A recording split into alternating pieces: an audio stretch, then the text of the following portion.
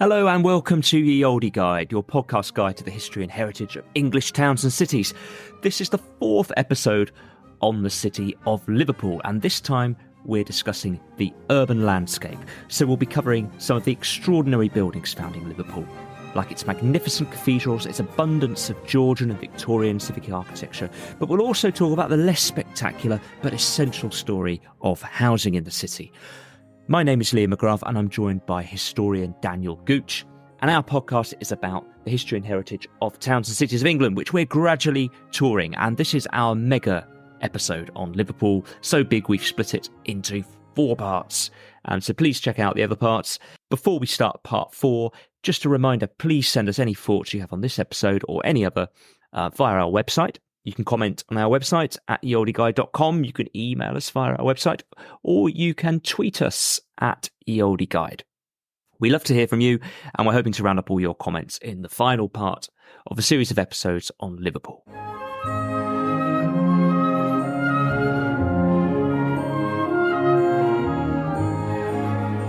So let's begin by orientating ourselves.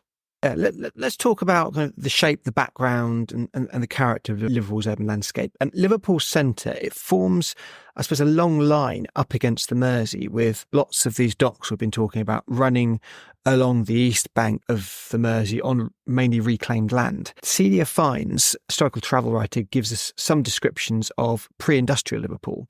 She describes a very modern town with brick and stone-built houses. However, almost nothing survives of pre-industrial Liverpool anywhere near the city centre. One remnant is the 17th century ancient chapel of Toxteth Park, although this has been substantially rebuilt. Even the early 18th century town, built as the port started to prosper, is almost entirely gone. Only the Blue Coat School really survives. It's a bit of a shame, as the city sounds quite nice. In 1715, Daniel Defoe described Liverpool as one of the wonders of Britain. Contemporary sources suggest that this new construction was modelled on London architecture, particularly in its use of brick and stone.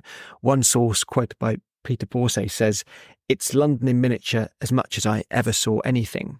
Most of the historical buildings you can see in central Liverpool are late Georgian, Victorian or Edwardian. Lots of these are made of sandstone. There's plenty of sandstone lying under Liverpool, and you can see this most obviously if you're arriving by train through the huge rock cutting that you mentioned in the last episode that lines running into Lime Street Station pass through. This sandstone was quarried in the area in the 18th and early 19th centuries, but brick was used more after then and is more prevalent than sandstone in some of these older buildings in Liverpool. You mentioned the Blue Coat School. That's well worth seeing. It's right in the centre of the city, surrounded by, on sort of one side, Georgian and Victorian buildings, as you say. And then on the other side, there's some more humble buildings, but then you've got the super modern Liverpool one, and it's there. It just sits there. But to be fair, it's been really sensitively developed, and it integrates really well. And there's a lot of Georgian architecture still visible today in Liverpool, and we often think of cities like Bath, Bristol and the Edinburgh New Town, much of west central London when we talk about Georgian architecture, but there's a lot in Liverpool, and it compares really with what we see in those cities. The area around Rodney Street, including number 62, where William Gladstone was born, Mount Street, Canning Street, Abercrombie Square. A lot of it reminds me a bit of Dublin. What were the styles of this time of this Georgian architecture? I suppose a lot of the grand construction from that period is characterised by Greek revival, broader neoclassical themes. These were grand styles. They were a manifestation of the wealth from the city and a desire to project this. More broadly, part of a new surge in designing grand public buildings in England, many of which were in new industrial or otherwise rapidly growing cities. So they had no existing grand buildings to use that befitted their scale to use for civic purposes. A good example of construction from this era comes from the 1720s. Derby Square, which was built on the site of Liverpool Castle and for which the last remnants of the castle were demolished.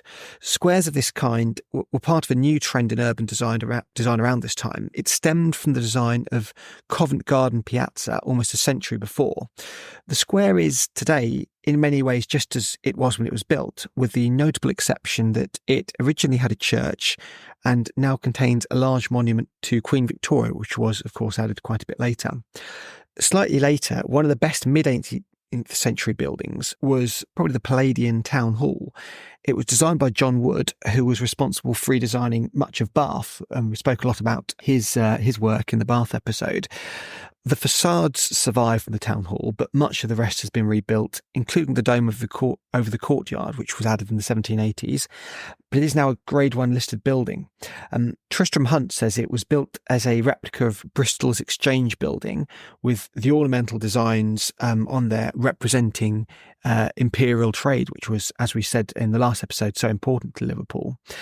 This neoclassical theme continued later into the 19th century. One of the best surviving examples of this is straight in front of you as you come out of Lime Street Station and see the massive St George's Hall with its Corinthian pillars and grand scale. It was designed as two separate entities by the same architect, who won two separate competitions, one half as a concert and festival hall and the other half as courts. The hall was deliberately designed to be larger than similar neoclassical buildings in other cities like the Greek Revival Birmingham Town Hall and St Paul's Cathedral. George Bradshaw, he loved it. In 1863, he called it the best building in Liverpool and perhaps the finest in all of England. I don't know exactly how many buildings he said that about, but clearly he definitely liked this one, no question. He was an opinionated man, but he's definitely right on St George's Hall. And fun fact about St George's Hall is it had the world's first attempt at air conditioning in a large building. In fact, it is recognised as such by I'm going to make up an organisation here. I believe it's the Institute for Refrigeration or some organisation like that. If I've got it wrong, they can get in touch with the podcast, but it had an elaborate method to cool and heat the building. Well, it sounds like they know what they're talking about, the Institute of Refrigeration. I think they would. We'll tweet them into this episode, see if they can give us a bit more background.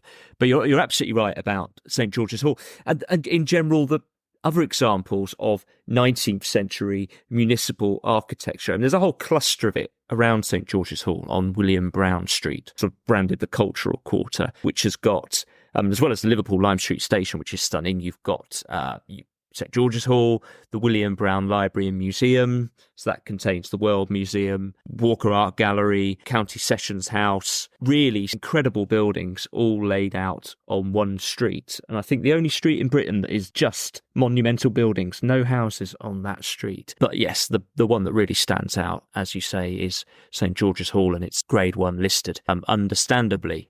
I think that brings us on nicely to the general Victorian urban character. That's what we're talking about now, isn't it? Yeah, we've talked a lot about the grand and civic buildings, but we need to remember this wasn't the reality for most people who lived in Liverpool. There's a question here. What was Liverpool like to live in the 19th century? Its atmosphere may have been a little different from the cliched view of growing Victorian cities.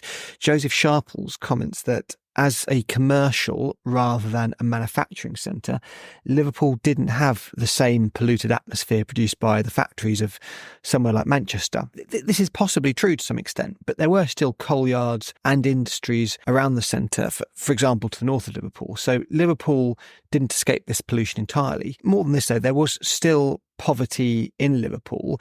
Some people have just observed that it may, in some respects, have been a bit less overt, less obvious than in cities like Manchester. Housing, where do people live? Housing in the growing city consisted mainly of rows of terraced houses with alleyways in between that led to open areas with more back-to-back houses facing this. There was almost like a double layer of housing going down the streets. And these were called courts. These courts were found in other towns. For example, I pass an old entrance to one of these old courts every day in Reading when I'm taking my son to nursery. It's still called a court. It's right next to the location of the old workhouse. But they were particularly prominent in Liverpool. The historian Eric Wood describes Liverpool as the home of the court in this respect.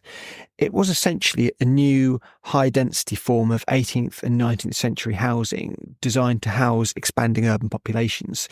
They were overcrowded, usually with one toilet for the whole court, and often included additional homes in the cellars. Eric Wood says that 12% of the population of Liverpool lived in these cellar dwellings in 1790. Now, court housing was particularly prevalent in certain poorer areas of Liverpool, and overcrowding became a big problem in the 1840s as the population increased, particularly due to immigration from Ireland as a result of the potato famine. For example, in Vauxhall, one particular area of Liverpool in the 1840s, Eric Wood reports that about 57% of the population lived in courts or cellars, while the total for Liverpool as a whole was about 34%, still very high. And these courts were, in the main, horribly unsanitary. Wood reports that the average Liverpool life expectancy in 1843 was just 26, which he compares with 37 for London and 45 for Surrey. Now, court construction was eventually banned in Liverpool in 1864, but there were already over 3,000 of them there, housing over 100,000 people. So you couldn't just knock them down straight away. They were still being used into the 20th century. Some were still in existence up to the 1960s. If you want to see these for yourself, there are a couple of opportunities. There's one set of courthouses left in Liverpool, one original set, on Pembroke Place, opposite the Liverpool School of Tropical Medicine. You can still see the entrance in Pembroke Place. It's a bit tricky to see if you don't know what you're looking for, but it is definitely still there and you can definitely still see it. I managed to. There's also, if you go to the Museum of Liverpool, there is a recreation of a court.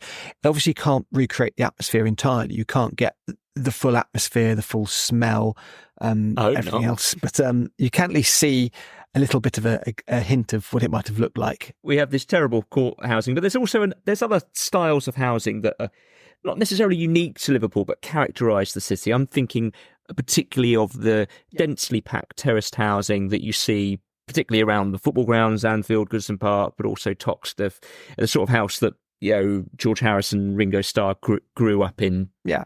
2 up, 2 down. Yeah, as you said, Liverpool was a wealthy city. There was wealth there. And a lot of industrial landowners put lots of their capital into houses in the city as the city started to kind of expand outwards to contain its growing population. In the mid-18th century, there had been some growth to the south and the east. In the 1820s, Eric Wood says there was some middle-class expansion outwards. From the 1840s, Wood says that workers' housing started expanding into the north of the docks, into suburbs like Everton and Toxteth. One result of this is recorded in the Cambridge Urban History of Britain, which notes that there was actually population decline in the centre of the city after 1850 as commerce replaced housing and housing moved to the outskirts, which I think is probably a familiar story today in many cities. One very important development in urban living was that the first council housing built specifically for families was built in Liverpool in the 1860s. Until that point, there hadn't been all that much state intervention into the building of houses. It was mainly left to the private sector with some regulation and controls only from political authorities. This construction didn't change all that much immediately. The Cambridge Urban History of Britain again says that 2,895 dwellings were built by the council before 1919, but there wasn't large-scale national local authority construction of housing until after the First World War. So it didn't change things overnight, but it's an interesting and influential first, certainly. It is. Now, I'm going to take us back to the commercial centre. We spoke about the grand civic buildings, but there's also a vast number of outstanding banking buildings. I'm thinking around Castle Street. So if you walk from William Brown Street towards the Pierhead, so towards the Mersey, you go through a collection of streets with a large number of really ornate buildings, mostly for banks, often built in the Italian palazzo style. So I'm thinking of, there's a Bank of England building, a NatWest building, buildings named after banks that no longer exist. And one of the more famous buildings in that area is the Oriel Chambers, which is on Water Street, built in 1864.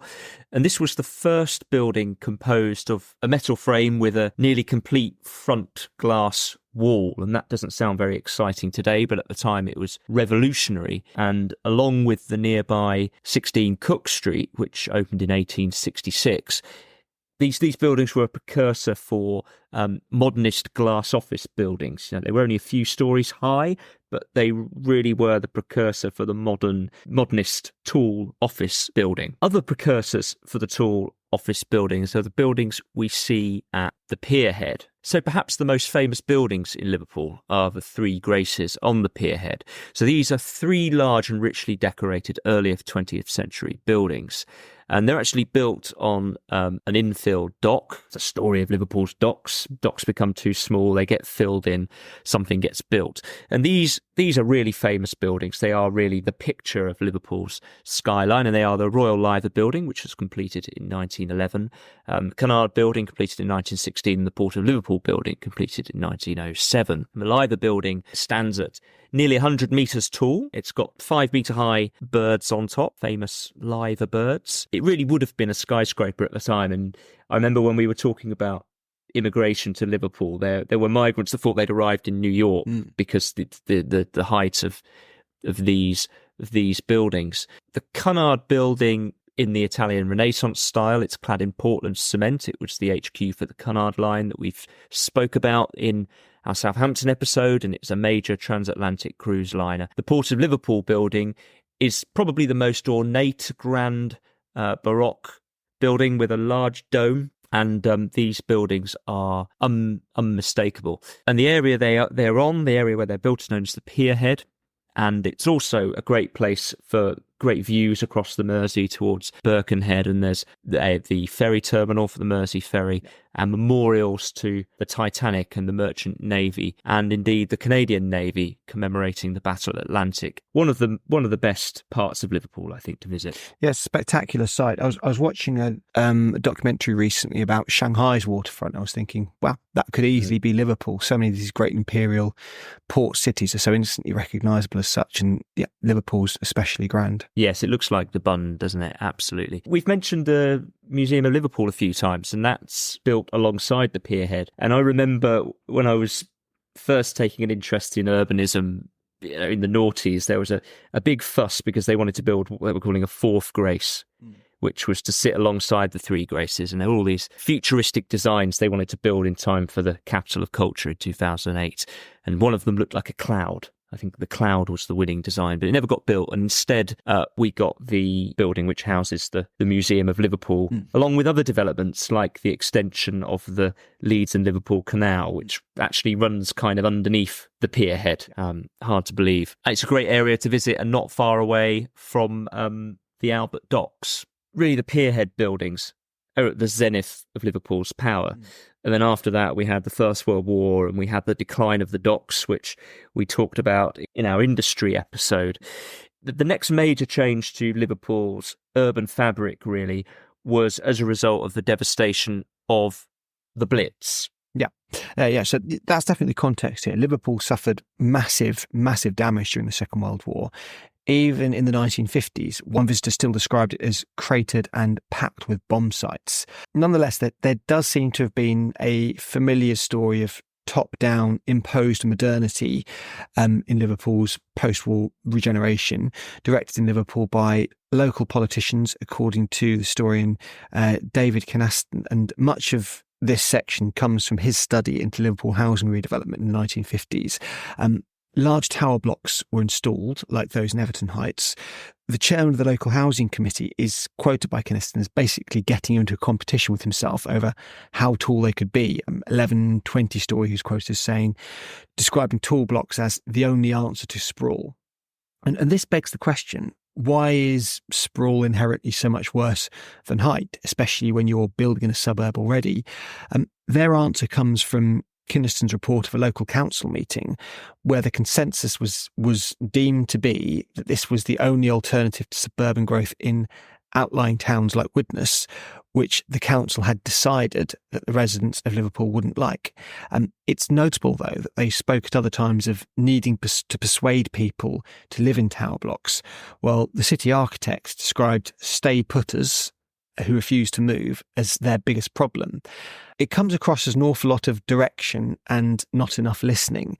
And in fact, Kynaston reports that surveys of Liverpudlians produced very mixed results on what they wanted. Some showed majorities in favour of leaving their existing homes for potentially newer, more comfortable homes, and others showing a consensus for staying.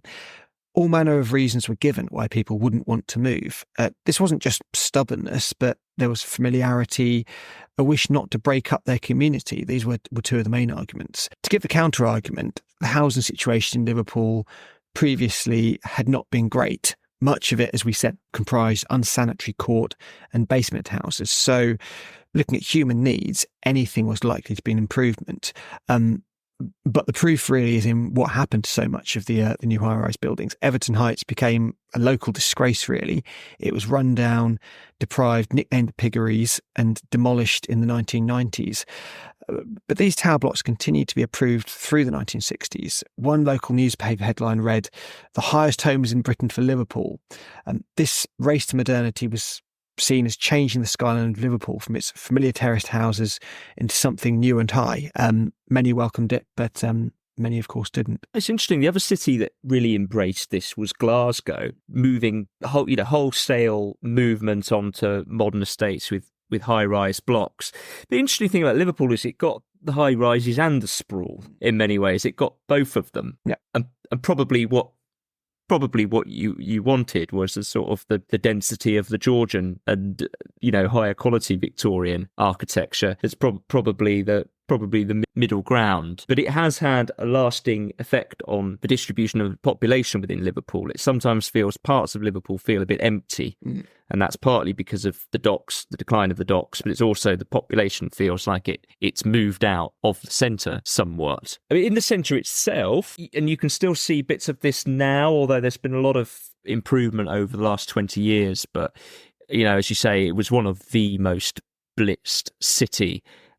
We've covered blitzed cities before, Coventry, Southampton, Hull, and like those cities, Liverpool got large areas of comprehensive redevelopment. There was a plan for a major inner ring road, most of which didn't happen, but parts of it were built. And you used to arrive at Lime Street Station, and the first thing you'd see after St George's Hall was a flyover, which has thankfully been taken down. There was a large shopping development around Paradise Street, and again that's redeveloped to the Liverpool One shopping district we see today.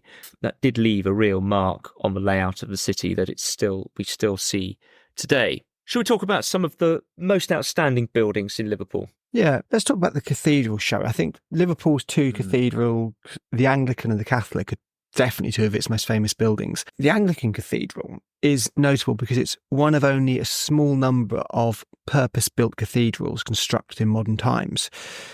Truro and Guildford are the others, plus I suppose you might also include Coventry, the newer Coventry Cathedral. In most cases, when a new cathedral is made, you don't build a new one, you use an existing church, but in Liverpool, a new one was built. The Catholic Cathedral is also very notable. It has a very distinct modernist design. It's got a round shape, which was part of a post-war modern architectural trend of using unconventional shapes and materials for churches. It has decorative stained glass windows similar to the Anglican Cathedral in Coventry, big panes of glass in random concrete-lined frames. It wasn't always intended to look like this, though. The original proposal was for a more traditional design that was absolutely colossal. It was so vast that some people have estimated it wouldn't have actually been completed until well into the 22nd century. However, the Second World War put a stop to the construction that had begun, and a more modest design was chosen. But if you want to get an impression of what it might have looked like, there's a really good architectural scale model of the original design in the Museum of Liverpool, along with more details about these original plans. Yeah, and they actually started building it. So the crypt of the Liverpool Metropolitan Cathedral is much larger than the modern cathedral built on top. And you can go, and there's facilities underground, I think, used by the University of Liverpool. But it gives you an idea of the scale. What's remarkable about the scale of that, it just shows how large the Catholic community is in Liverpool. And we sort of talked about this in our episode on my migration to Liverpool. But it's the Anglican Cathedral that today has the most superlative statistics associated with it. It could be the fifth largest cathedral in the world. There's sort of debates on measurement. It was designed by Giles Gilbert Scott, and he, of course, is famous for the K2 phone boxes, the red phone boxes that we know and love, Battersea Power Station, amongst other things. And it was built over a very long period, 1904 to 1978. It's absolutely enormous. It's 101 metres high, but it feels even taller because it's on top of a hill, 189 metres long, and it dominates that side of the city skyline. It houses the world's highest and heaviest peal of bells. Incredible statistic. And apparently the largest pipe organ in the UK and one of the largest musical instruments ever built. The pipe organ has over 10,000 pipes. Wow, that's quite the organ. It must be very loud. Yeah. Incredible. I mean, just a vast cathedral. It just shows that, like we were saying with the pierhead, the Three Graces, in 1904, Liverpool... This is Liverpool at its peak, so it had to have the biggest and the best. I think was it the Coventry episode we did? We looked at the largest cathedrals. Was it in the world or the country? And I think Liverpool was definitely in there. Liverpool's. I think it's subjective depending whether you're looking at volume or area covered or whatever it is. But definitely by most measures one of the largest. And it looks huge as well from the city. And I suppose the other absolutely vast buildings in Liverpool are the warehouses. And as you'd expect, with it being a port city, there's these large warehouses. And I'd recommend walking to the Baltic Triangle area, which is up and coming area of large warehouses, but also the waterfront heading north. And if you go north along the docks to areas that are less in the less advanced stages of regeneration, I think it's fair to say, you'll find the Stanley Dock Tobacco Warehouse, which is the largest brick warehouse in the world. And it was probably the largest building in the world by floor area at the time of its construction in 1901. It's got 14 stories, used about 27 million bricks in its construction. It fell into disuse in the 1980s, but it is being gradually reopened into flats. And generally, that area of docks is becoming regenerated, but still lots of vacant, redundant land, which I think brings us on really to one of the successes of modern Liverpool, and that's the regeneration that we've seen around the Albert Dock, particularly those warehouses there, which are some of the oldest fireproof warehouses, well, the oldest fireproof warehouses in the world. Yeah, definitely. Recent regeneration of the city centre has certainly been focused on leisure and accommodation, doing up the docks, as you've said, to create a tourism centre, expansion in hotel capacity, billions invested in retail facilities, business and entertainment facilities, including museums, the Liverpool Arena built in 2008 as well, which was Liverpool's year as the European capital of culture. And despite what we saw earlier as what some would perceive as a negative impact of EU membership on Liverpool's industry, in the previous episode, I think we looked at that and its impact on Liverpool's sugar industry in particular. EU funds did help with regeneration later on. The city was given Objective 1 status in the 1990s, meaning it was prioritised for investment in infrastructure and training. And I think if you go to Liverpool now, it definitely doesn't have a feeling of dereliction or deprivation, certainly not in the centre, as it may have done in 30 or 40 years ago. It feels like a new city, a modern city. It feels exciting, vibrant, fresh, and you can tell how much care and how much investment has been put into it. I think that's right, but I think you feel more the old sense of dereliction as you go to the docks going north. Yeah. And that reminds me of the debacle with the World Heritage Site, where various parts of Liverpool city centre and the docks got World Heritage Site designation, but unfortunately the designation was quite piecemeal, so it covered areas that you absolutely would preserve and you wouldn't regenerate, places like St George's Hall, the Cultural Quarter, the banking, the mercantile district, but it also covered the waterfront, the docks. And while some of those docks have been really well preserved, you've got some that are derelict. And we spoke about Everton Football Club moving to Bramley Moor Dock and the regeneration of that area around Stanley Dock. Yeah. And it's really that led to the loss of the UNESCO designation. It's lost it. Yeah. And that sparked a lot of debate around preservation versus regeneration. A rare example, actually, from the statement. It's a very rare example, I think, of a move that takes a football club closer to the city centre rather than further away from it, certainly in modern times. I think that's fair. If you go more towards the north, there is definitely a lot more dereliction there, but hopefully projects like the new Everton Stadium are going to bring more people, more investment, and a better feel to that area. So what are your concluding thoughts on the urban landscape of Liverpool? Okay. I suppose we noted it's a shame that little from earlier time survives, but as we say often on Ye Olde Guide, this is usually more of a reflection of how important a place has been in modern times. It means that there have been things going on there and the desire and the wealth to keep building. And Liverpool is still a much more architecturally diverse city than perhaps you might expect before going there. Personally, I thought a little gem for me was that mock-up of the court housing in the Museum of Liverpool. It's good to see some investment into a physical display of the lives of ordinary people in that way. So, in summary for me, it's definitely a very good score because of how much is going on there, how much working history there is in that city. So I think it's going to be an 8.5. Fantastic. Well, look, you won't be surprised that I absolutely love the urban landscape of Liverpool. It's an exciting place to visit. It's exciting to hang out. It's got distinct quarters of its city centre and wider city, actually. Distinct quarters that represent a period in its history. You arrive at Liverpool Lime Street Station if you come by train, and you've immediately got this incredible collection of high Victorian, mid-Victorian municipal buildings. St George's Hall, William Brown Street. You then can walk down to the commercial heart of the city with all the Victorian banking buildings. And there's nowhere else in the UK, outside London and maybe Edinburgh, that's got that density of magnificent, large-scale banking buildings or office buildings. You come to the pierhead that's got the extraordinary Three Graces. You can walk along the docks, and then you get a sense of the industrial history expressed through the buildings. So you can do this incredible arc, and I haven't even mentioned the sort of the main retail core of. Adjacent to it, it's got the amazing Maffei Street quarter where we spoke about the music, and then the rope walks, which is a nice shopping area, narrower streets leading up the hill towards the cathedral. And around the cathedral, the Georgian district, which is one of the best examples in the country, really. So there's all these distinct districts that reflect the history of the city. And there's also growth areas. We've talked a lot about the waterfront and its regeneration, but also the Baltic Triangle, the districts around the universities, lots of improvement going on. You feel it's a city going somewhere. So lots of positives for me. The only negatives I have, the urban landscape of Liverpool, and I've always felt this, there's still scraps of land that are grotty in the city centre. You go past these odd, vacant scraps of land that are pretty grotty.